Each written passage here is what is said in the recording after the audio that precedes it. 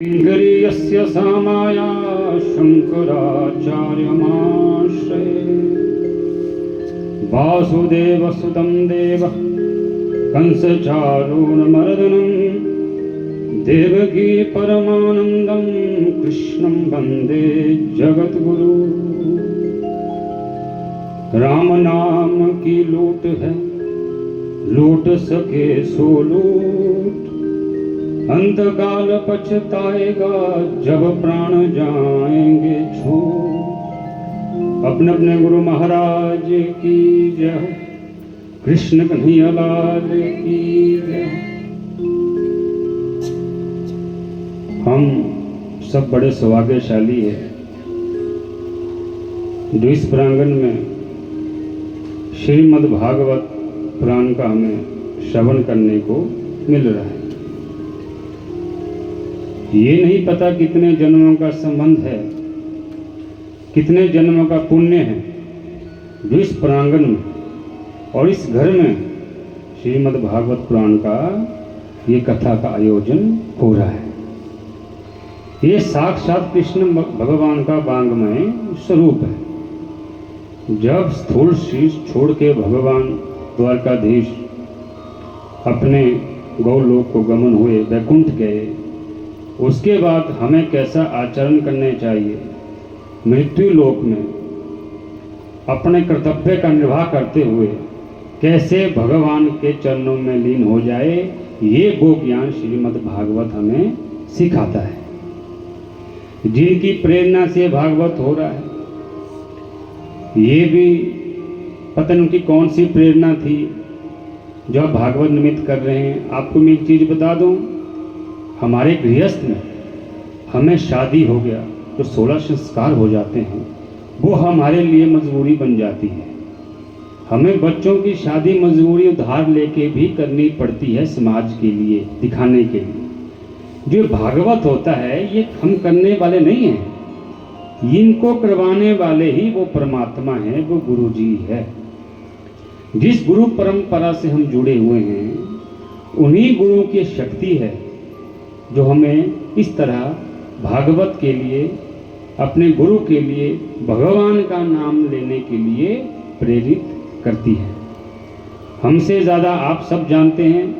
हमारे गुरु की महिमा तो हम क्या बता सकते, गद्दी की महिमा क्या बता सकते। जिस तरह से एक माता अपने बच्चों से कितना प्रेम करती है, शब्दों में हम बयान नहीं कर सकते। उसी तरह हम अपने गुरु परंपरा का, गुरु जी का, गुरु स्थान का इन शब्दों से हम बखान नहीं कर सकते। ये तो आस्था का विषय है। जिस तरह को जो आस्था लेके जैसे गुरु स्थान पे जाएगा वो वैसा ही फल लेकर आएगा। हमें भागवत, महाराज जी भागवत बता रहे हैं, हम ऐसा नहीं कि भागवत कथा सुनना है, इससे हमने कुछ लेना भी है। इसमें बहुत से पात्र हैं, प्रहलाद जी है, ध्रुव जी है, बहुत से पात्र हैं। उन एक पात्र को अपने जीवन में ढालना है।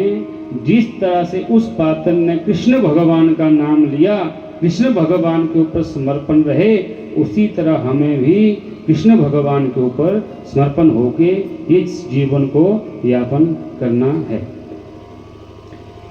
देखो कथा हमने बहुत सुनी, हमें कथा से क्या सीख मिलती? कथा में 3 चीजें, सत्य, चित, आनंद। सत्य होता है सत्यता, जिसको माता का दर्जा दिया गया है। कोई भी माँ अपने बच्चों को कभी भी असत्य का ज्ञान नहीं देती है, उसे सत्य कहा गया है।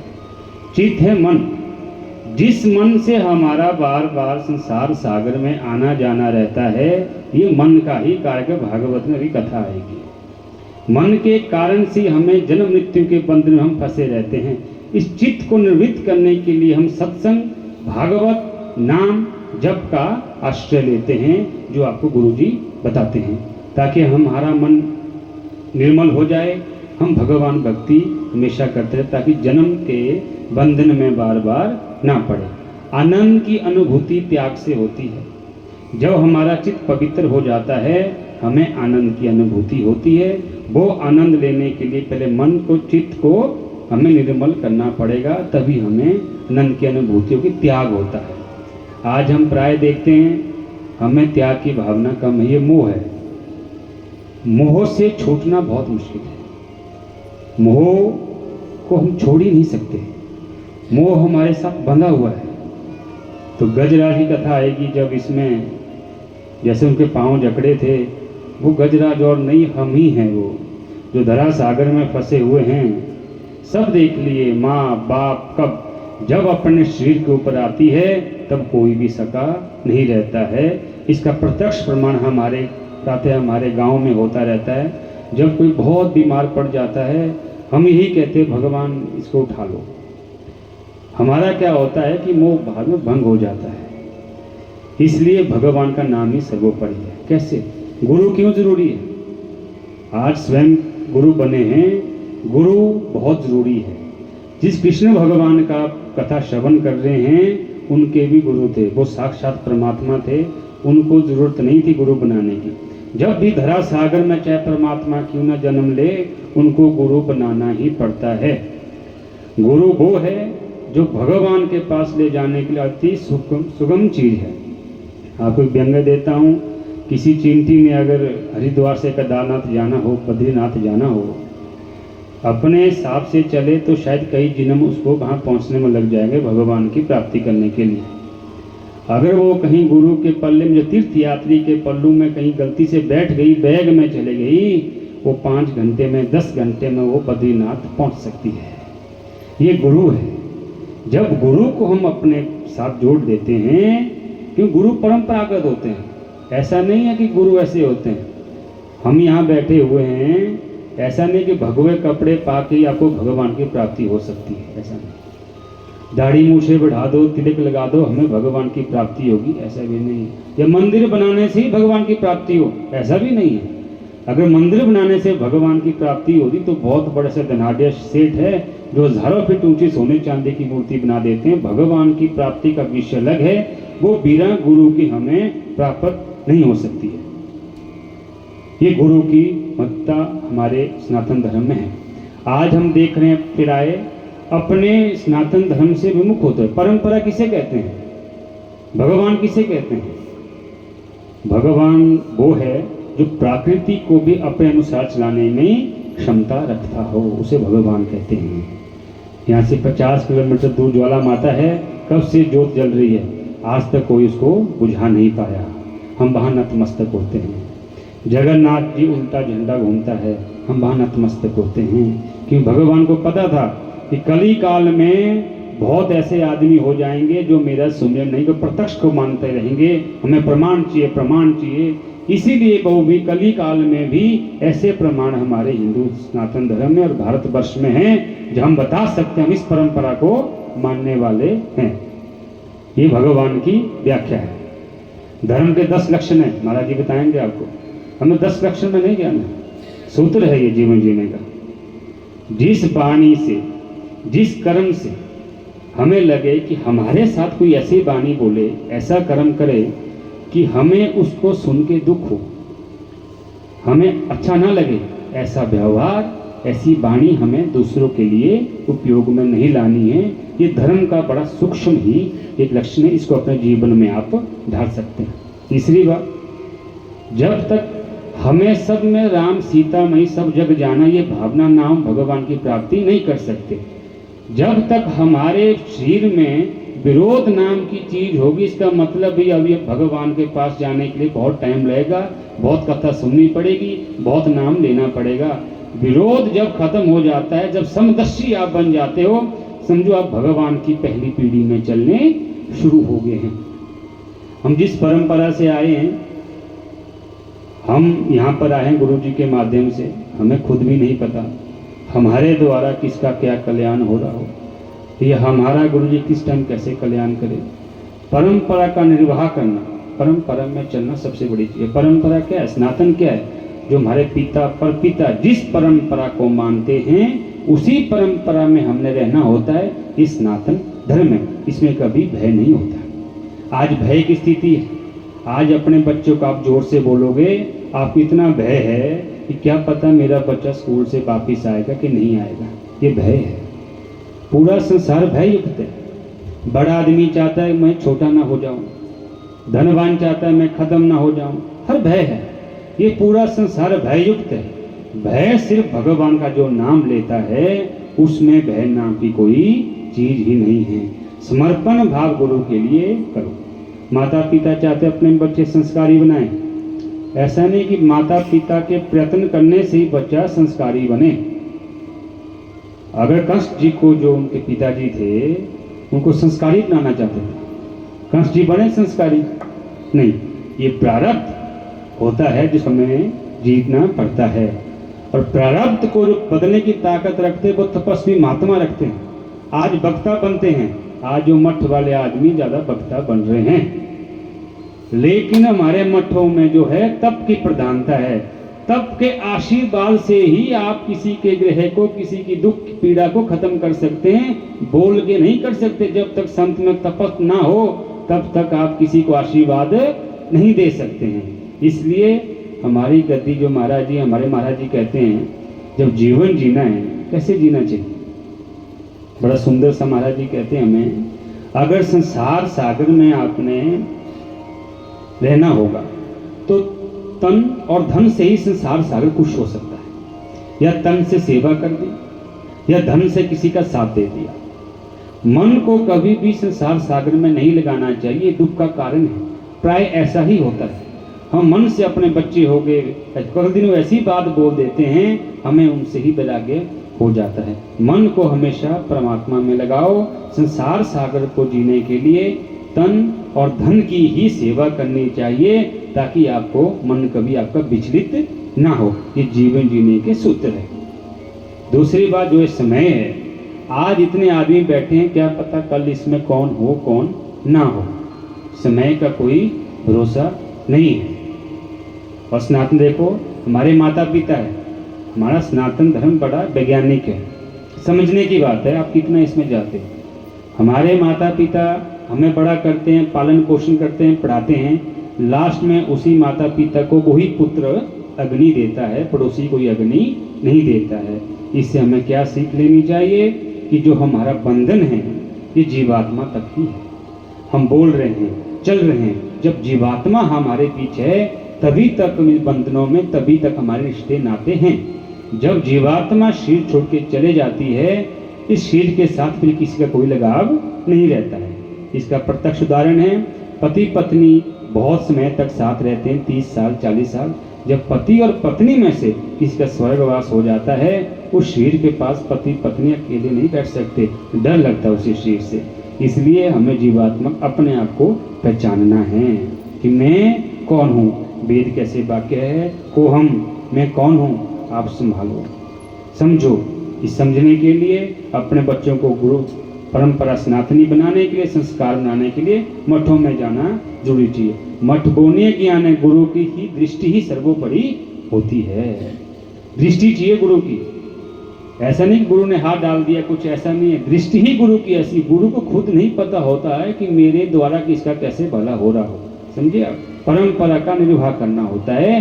भगवान खुद किसी का भला करने के लिए धरा सागर में नहीं आते, गुरु के माध्यम से ऐसी दृष्टि दे देते हैं, गुरु को भी नहीं पता होता, उनकी दृष्टि से हमारे दुख दर्द दूर हो जाते हैं। लास्ट बात आपको कह रहा हूँ, बहुत ही काम की बात है, सनातन धर्म को आगे बढ़ाने वाली बात है। हमें पता होना चाहिए कृष्ण भगवान जी का, जिनका वर्णन सुन रहे हैं, उनकी उत्पत्ति क्यों हुई। सिर्फ लड्डू को पाला में ले जा रहे, कृष्ण कृष्ण राम राम बोल रहे हैं, ऐसा नहीं उनके लिए हुई। उनकी जो उत्पत्ति गौ के लिए हुई, गौ ब्राह्मण के लिए उनकी उत्पत्ति हुई। आज गौ की हालत देखो आप कैसे हो रही है। जिनके लिए भगवान धरा सागर में आए, उनकी हालत देखिए आपने। हम प्राय क्या सोचते हैं कि कंस को मारने के लिए आए, महाभारत युद्ध करने के लिए आए। कंस को मारना होता तो उनके एक ही परिकर हनुमान जी बहुत थे, कंस को उठा देते, उसी टाइम मार देते। जिसके लिए भगवान धरा सागर में आए हैं, उस गौ की हमें रक्षा करनी चाहिए। अगर आप हमारे घर में नहीं भी है, आजकल ऐसे शहरों घर हो गए, किसी गौशाला में ले जाके गले में घंटी क्यों बांधते थे, साइंटिफिक रीजन है। हमारे कभी गृहस्थ कभी पूजा पाठ नहीं कर सकते, कभी सूतक पातक होता था। जब हम किसी गौ के गले में घंटी बांधते थे, गौ के रोम रोम में भगवान का वास है। जब गौ चलती थी, बैठती थी, जैसे वो घंटी बजती थी, तो आपके नाम की जो नाम है, पूजा अपने आप गौ में होती रहती थी। गौ की चीजें जैसे ही गौ घर से छोड़ दी, संस्कार भी खत्म हो गए। इसलिए हमें गौ पे निष्ठा रखनी चाहिए। गौ सर्वपति माँ है, माँ से बड़ा कुछ नहीं है, जिसके लिए कृष्ण भगवान धरा सागर। आप सोचिए, एक बच्चा होता है, जब बच्चे बड़े होते हैं, जब उनके माँ से कोई प्यार से बात करता है, बच्चा कितना खुश होता है। ये आपको मैं बता दूं, गौ के प्रति समर्पित जितना हो सके गौ की सेवा हमें करनी चाहिए। वह गुरु पे जब गुरु पे तर्क करना शुरू हो गया, समझो अभी तक हम पक्के गुरु के चेले नहीं बने। गुरु ने जो बोल दिया लकीर है, गुरु ने जो मंत्र बोल दिया वो लकीर है। नारद जी ने क्या मंत्र दिया था? द्वादशी मंत्र दिया था प्रहलाद जी को। उन्होंने ये नहीं पूछा भगवान के क्या मंत्र है, इसमें कौन से कितने हैं, कितने अक्षर है। उन्होंने गुरु को गुरु मान के वही मंत्र का जाप किया और भगवान को प्रकट किया। इतनी निष्ठा हमें होनी चाहिए, विश्वास होना चाहिए। प्रहलाद जी ने तो भगवान नहीं देखे थे, जैसे ही उन्होंने बताया था कि हर जगह भगवान विराजमान है। जब खंबे से भगवान जी उत्पन्न कैसे थे, वो नाखून कैसे थे, नृसिंह भगवान थे, उसमें इतनी निष्ठा थी कि भगवान ही है। आजकल वैसे प्रकट हो जाए तो भाग जाएंगे सब बड़े बड़े पोथी वाले, बड़े बड़े। क्यों? कि हमें अभी तक सिर्फ नाम का पता है, अभी भाव से हम भगवान से नहीं जुड़े हैं। ये जो मंत्र है, कथा है, मंत्र का जो गुरु मंत्र दिया उसको आप साधते रहो, वो ही हमें भगवान को मिलाने की एक ताकत रखता है। 3 जगह वैराग्य आता है, शमशान घाट में, संतों के पास कथा में, मैथुन क्रिया करने के बाद वैराग्य आता है। ये वैराग्य हमेशा साथ नहीं रहता, इसलिए हमें नाम का सहारा लेना चाहिए। भीष्म पितामह ने कहा था, जो 5 विषुम होते हैं, 5 दिन होते हैं, भीष्म पितामह ने 5 दिन इसमें ज्ञान दिया था पांडवों को। उसमें विशेष ज्ञान था, कभी ज़्यादा गाने में और नाचने में भी रहना चाहिए। क्यों? जब तक हमारे दांत ठीक हो तभी तक आप गा बोल सकते हो।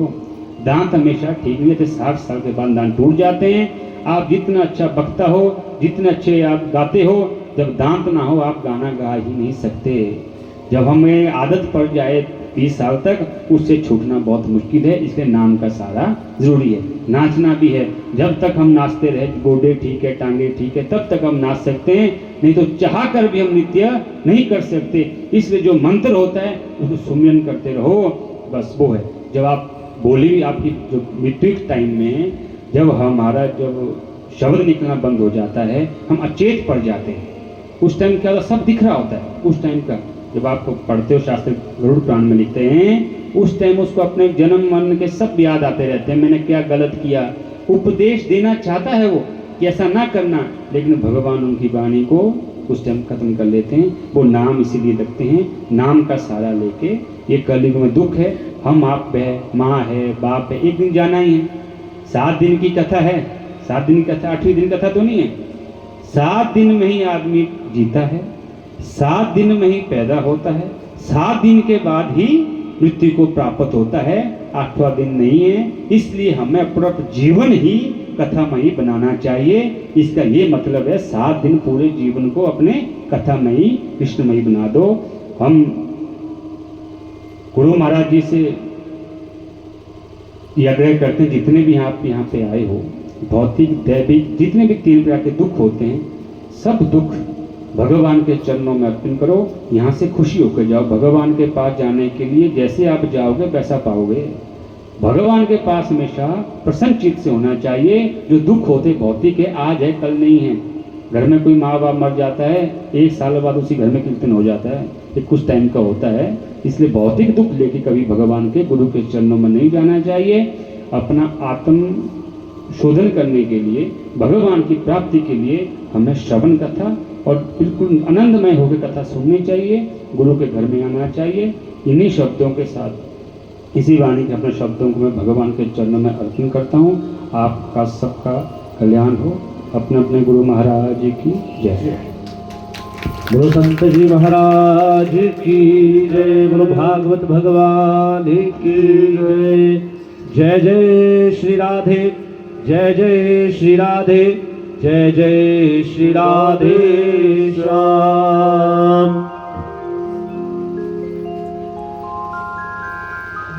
संतों के मुख से सुना कि सत्या दुसत्य एक माँ है, कि माँ ही